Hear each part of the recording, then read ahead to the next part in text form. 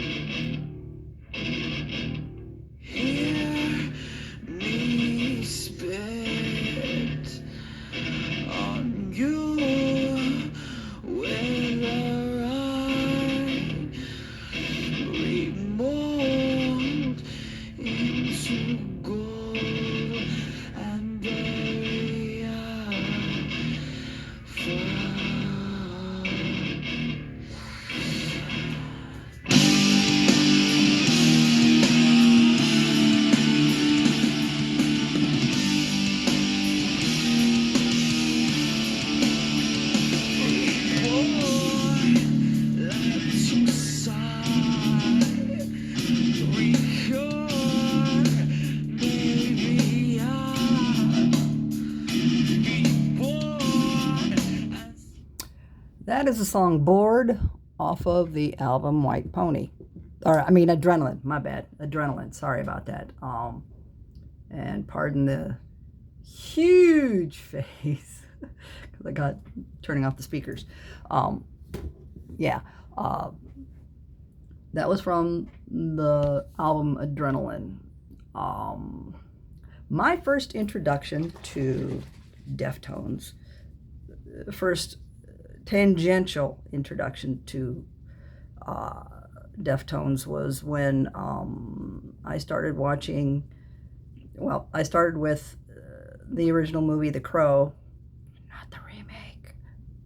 Brandon Lee is Eric Draven. I'm sorry. I love Skarsgård. I really, really do. He was phenomenal as Pennywise. That face. But no, that was not a movie that required, deserved, or needed a remake. Anywho, I discovered the sequels. I have every one of them. Call it a guilty pleasure if you want. I just love the mythos behind The Crow and the story behind the creation of Draven and his rage-fueled vengeance is heartbreaking. And James O'Barr still hasn't recovered from that. I don't think he ever will. I'm with him on that 110%. 110%.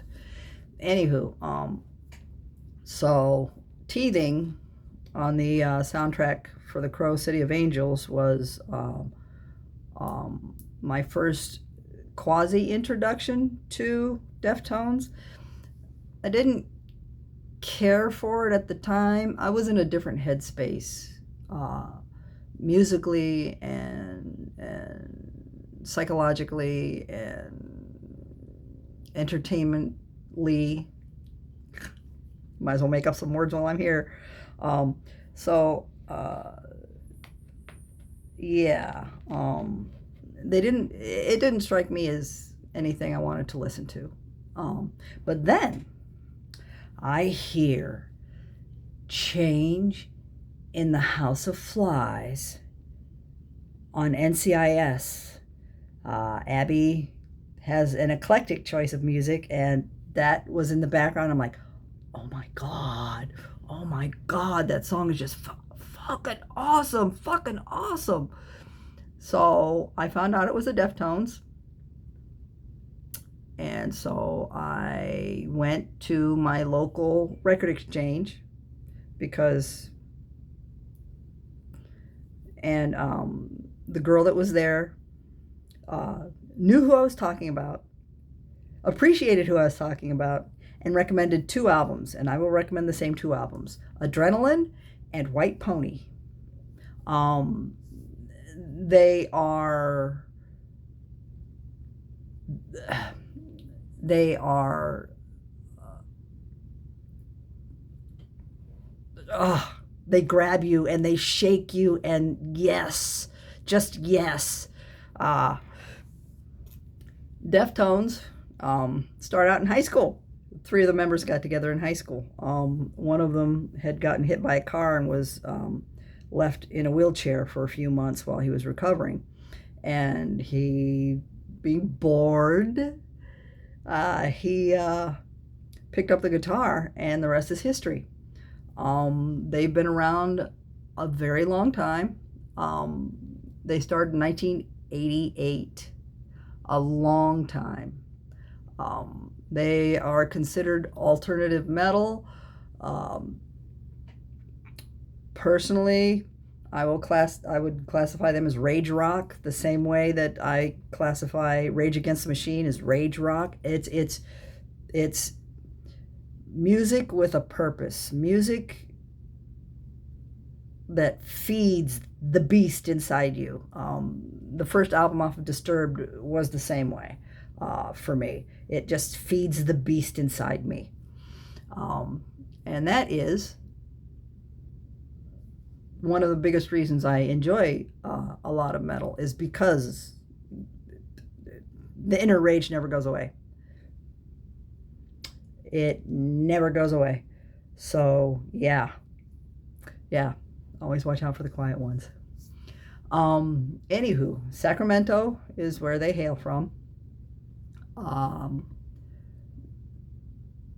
They right now, their members are Stephen Carpenter, Abe Cunningham, Chino Moreno, who is the lead singer, the vocalist, the probably chief songwriter, and Frank Delgado. They've had a rotation of different bassists and drummers and such.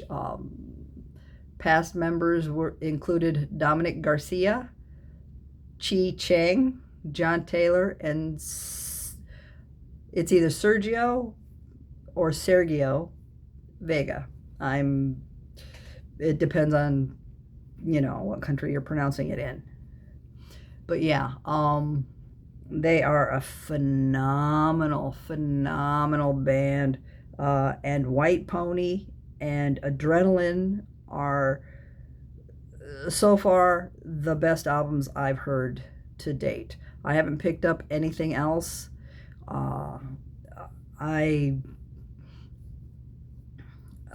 Sometimes the music is just too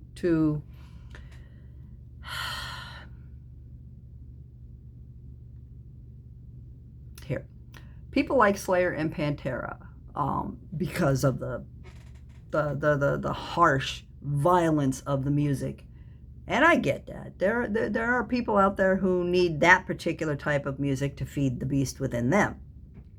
It is what it is. Depending on your upbringing and how violent it was. But I could never get into stuff like that. Stuff that was just thrash metal never interested me. Being an introvert, I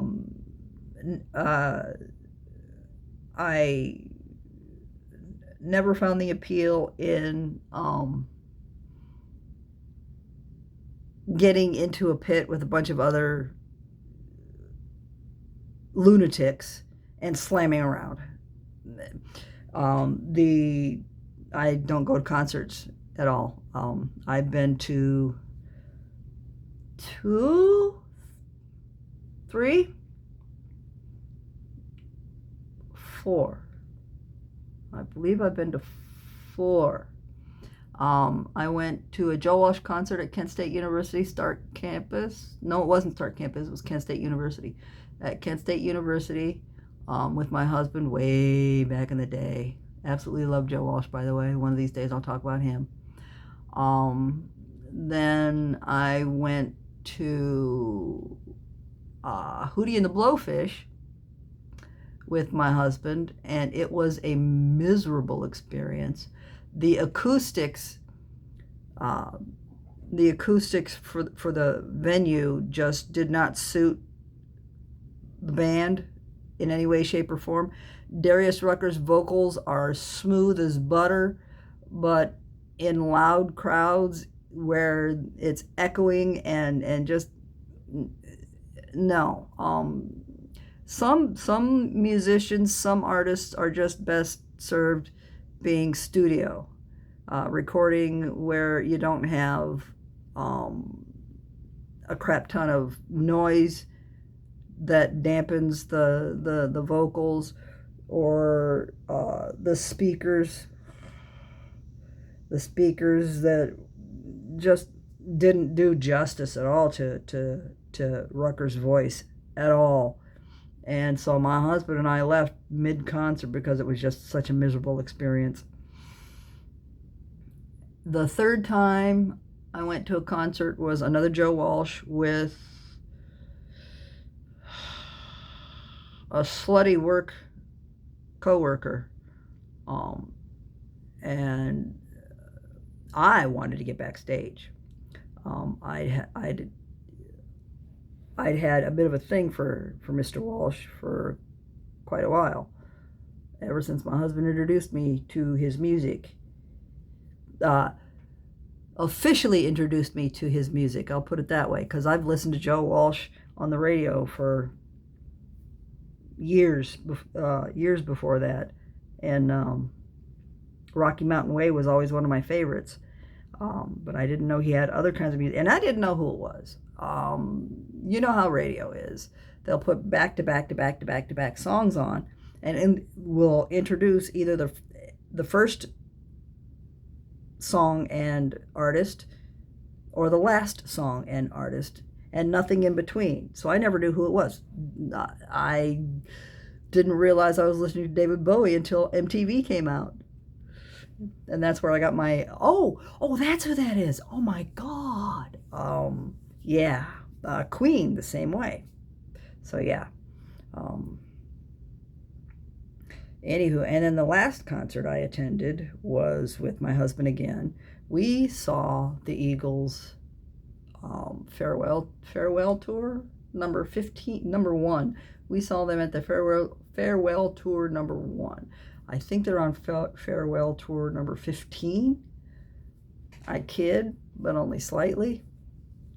Yeah. The Hell Freezes Over. The Hell Freezes Over tour, not farewell. The Hell Freezes Over tour. Because when they broke up, they said they would not get back together until Hell froze over. And there you go. And I think Hell Freezes Over has been like a 20-year long reunion tour. But yeah. So concerts and I don't mix. People and I don't mix. Huge crowds. No, I get very claustrophobic when I'm surrounded by people. It's just... So anywho, but yeah,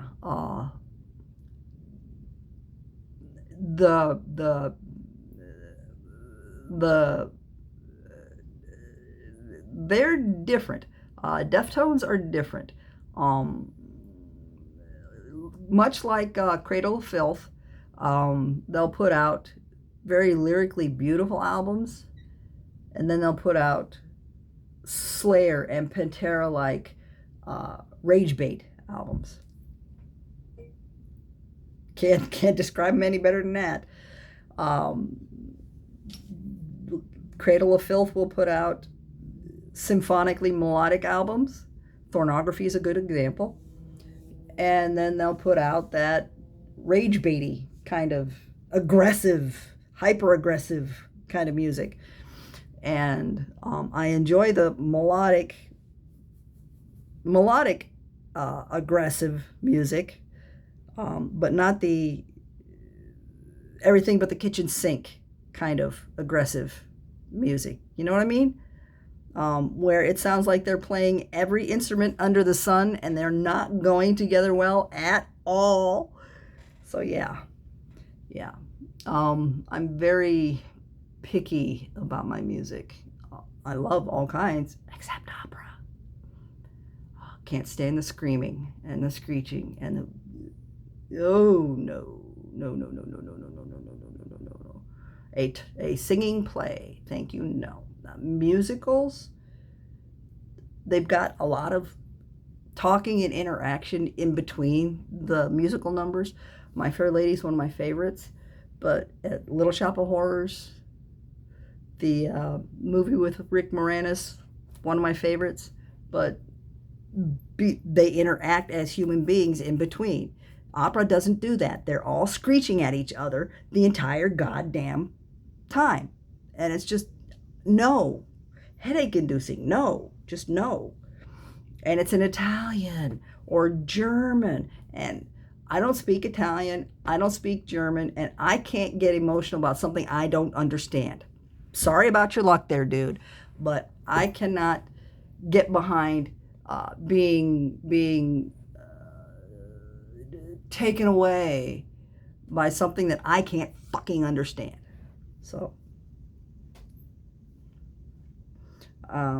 yeah, you have to be raised around that kind of environment to be able to.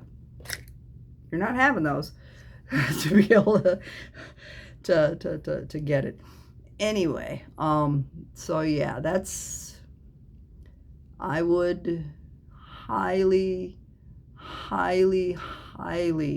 recommend Adrenaline and White Pony if you're going to do Deftones at all. Let those two albums introduce you to their sound, their talent, and their fire. And then if you're still curious, move on to some of the more experimental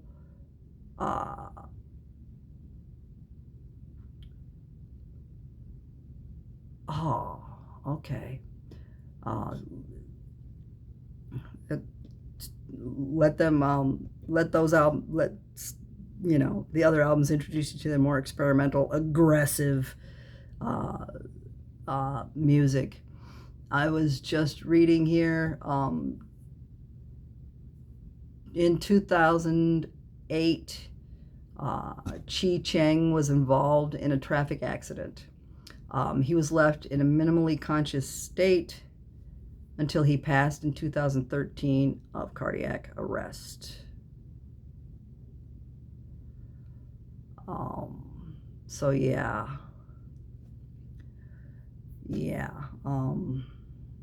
Sometimes circumstances align in such a way that for some it's the end of the dream. For others, it's just a launching point into a different direction. So yeah, my heart goes out to him and his family. So anyway, that'll be it for today. I shall see you Wednesday. I'm not quite sure what I'm going to be talking about, but should be fun. Talk to you later.